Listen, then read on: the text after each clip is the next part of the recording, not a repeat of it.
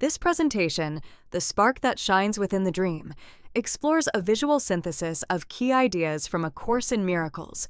We will examine how awakening, light, and the holy instant reveal an inner spark of awareness that remains untouched by fear, and how this insight can reshape the way we perceive our daily experience. Here we see the core dualism, two inner guides and two corresponding worlds. The ego builds a realm of separation, fear, and judgment. The Holy Spirit offers unity, love, and healing in the holy instant. Every moment we choose between these masters, and that choice determines whether we inhabit a dream of judgment or the real world of awakening. This slide maps the architecture of the ego's dream. It begins as a rebellion against reality, then sustains itself through the illusion of control, arranging people and events to suit the ego. Inevitably, this structure collapses into nightmare because anything built on guilt and attack must generate fear. Waking and sleeping dreams share this same pattern. The law of mind states that perception is projection. We look within before we look out. When ruled by the ego, we project inner guilt onto others, seeing a hostile world of separate bodies. Under the Holy Spirit, the same law becomes extension. We let inner innocence radiate outward, like light through a prism, recognizing shared unity and blessing. The dynamics of mind are reinterpreted here. The subconscious holds the impulse to miracles, though the ego tries to bury it in chaos. The conscious level is preoccupied with the world and easily misled by projections. Above both is the superconscious, the realm of revelation and direct communication from God, representing our ultimate state of awareness. Despite the complexity of the dream, there is an anomaly, a spark of light within. This spark is the unalterable memory of God that darkness can cover, but never extinguish.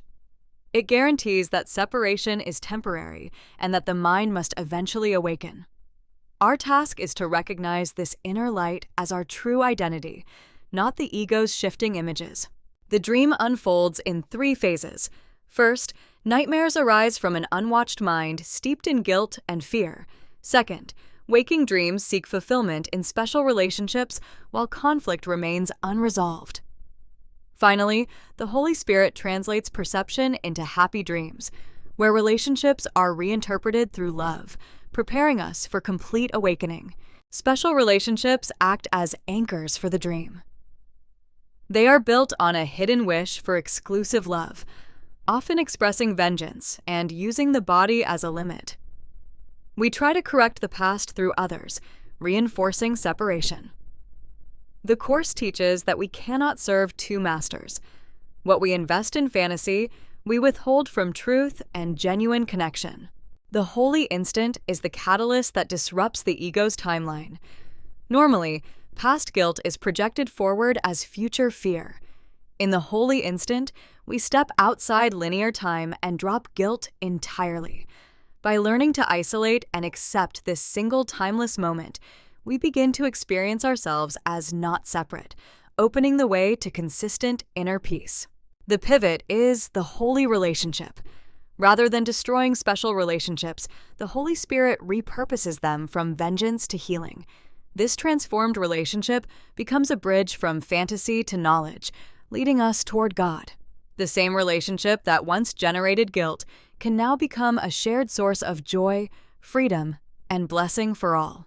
Here, the core thesis is that guiltlessness is invulnerability. The ego equates attack with strength, but the Course teaches that true power lies in recognized innocence. As we demonstrate that we cannot be harmed, we teach others their own guiltlessness. The light of innocence naturally dispels guilt, because when both are seen together, only truth remains.